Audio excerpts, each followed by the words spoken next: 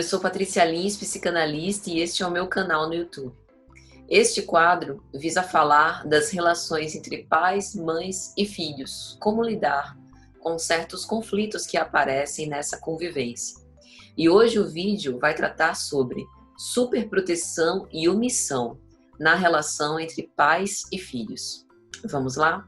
Como nós já dissemos, pense sempre que pais e mães, para efeitos da psicanálise, diz muito respeito à função exercida pelos cuidadores. Portanto, figura paterna e materna. Eu já tenho vídeos aqui no meu canal sobre isso. Mas o importante é nós observarmos esse tipo de comportamento, de postura nessa função, que é executada independente da nossa orientação sexual ou do tipo de convivência que nós estabelecemos na dinâmica familiar. Então, pensando no papel dos cuidadores e da superproteção e omissão deles em relação às crianças que são cuidadas, quais pontos que nós poderíamos aqui ponderar? Nós sabemos que as crianças precisam de direcionamento, de disciplina, de regras, de uma certa interposição de limites, e que precisam também ser ouvidas, consideradas nas suas necessidades, não apenas de ordem física mais básica, mas sobretudo suas necessidades emocionais. Mas por vezes nós perdemos a medida disso e superprotegemos, a pretexto de não querer frustrar os nossos filhos, não querer que eles padeçam tudo que a gente já viveu. Este é um grave erro, porque o não, a frustração, são constituintes para o psiquismo infantil. Não significa dizer que você não gosta ou não ama dos seus filhos, mas sobretudo por muito amá-los, é que você precisa deixá-los viver as pequenas frustrações, os lutos, as perdas, tão importantes para que eles possam se desenvolver com um psiquismo mais amadurecido. Na contramão da superproteção está a omissão. É o caso dos pais e mães negligentes que acabam relegando aos iPads, aos celulares, a função de educar, ou ainda às escolas, enquanto instrução formal. E esquecem que é no seio familiar que nós passamos para os nossos filhos, através dos nossos exemplos, as primeiras posturas de como devemos nos portar em sociedade, de respeito mútuo, que começa na nossa relação para com eles. E muitos pais e mães, em virtude da negligência do companheiro, pensemos, por exemplo, no caso de uma mãe que se divorcia do pai, e o pai sempre foi negligente, afastado, sem ter muito interesse pela criança, tenta fazer o papel dos dois, querer ser mãe e pai ao mesmo tempo. E isso acaba gerando uma fixação na figura materna, que vai ser objeto de um outro vídeo nosso.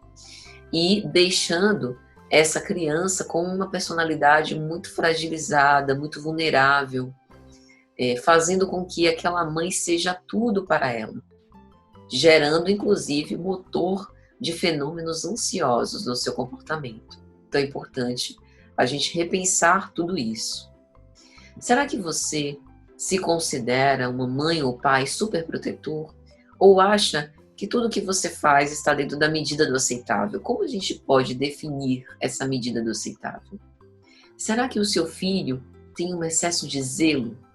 E por vezes ele se sente como que monitorado 24 horas como um Big Brother, sob vigília contínua? Qual seria essa medida do bem cuidar, do zelar, do proteger? Essa é uma questão que deve nos acompanhar sempre, como uma espécie de reflexão para a nossa autocrítica, com o objetivo de que nós não incorramos no erro desse excesso de ternura. A partir de quando nós criamos as crianças com responsabilidades, ensinando a elas que tudo que nós fazemos tem um regime de consequências, tanto positiva ou negativa, que também será objeto de outro vídeo nosso nesse quadro, a gente acaba fugindo desses extremos, tanto da superproteção quanto a omissão. Porque a superproteção é acompanhada de uma relação perniciosa com os nossos filhos, que anuncia um perigo iminente, como se a vida fosse perigosa demais e ele precisasse ficar sempre alerta. A gente sabe que o motor da ansiedade é o medo. E esse medo pode ser incutido no psiquismo infantil por uma postura equivocada dos pais e mães. Então, por exemplo, quando o pai ou a mãe ensina que só pode ir à esquina se o pai ou a mãe for junto, se a gente entende uma determinada idade em que a criança ainda não consegue ter esse tipo de autonomia, isso até é compreensível.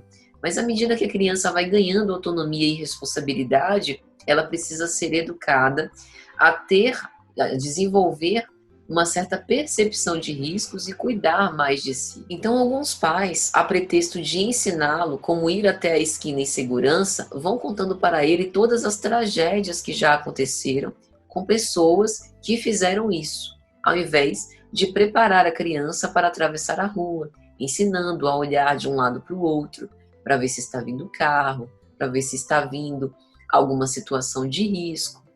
Então, a proteção é andar lado a lado com a criança, sendo ali o recurso necessário para que ela possa recorrer no momento em que se sentir necessitada de utilizar esse reforço.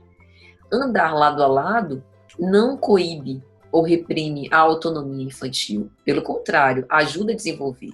Mas, ao contrário, a superproteção traz incutida em si a ideia de que somente nós podemos fazer pelos nossos filhos aquilo que seria o ideal para a sua autopreservação, autoconservação, para que eles fiquem livres de todo o mal.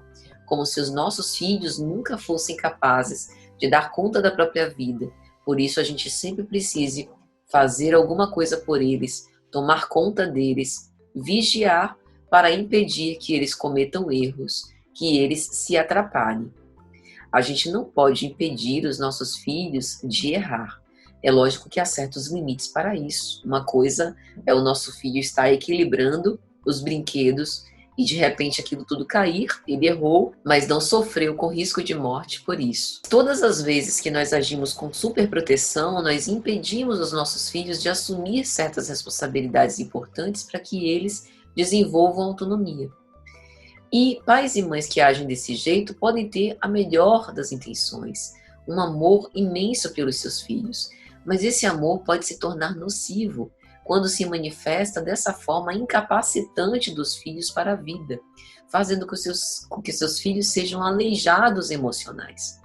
Essa superproteção acaba fazendo os filhos ficarem inseguros, ansiosos, com dificuldade de se emanciparem, de se soltarem, de se socializarem.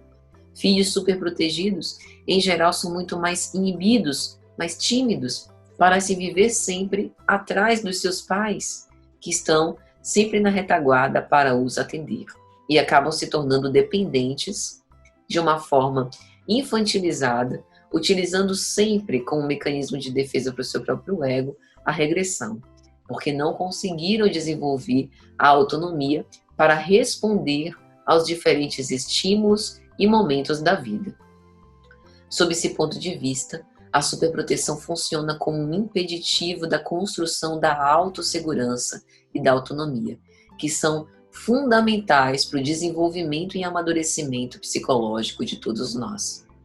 Os nossos filhos nascem para a vida e, enquanto cuidadores, nós estamos responsáveis para ampará-los e dar condições a eles para que façam a sua própria construção emocional e subjetiva com base nas experiências afetivas conosco.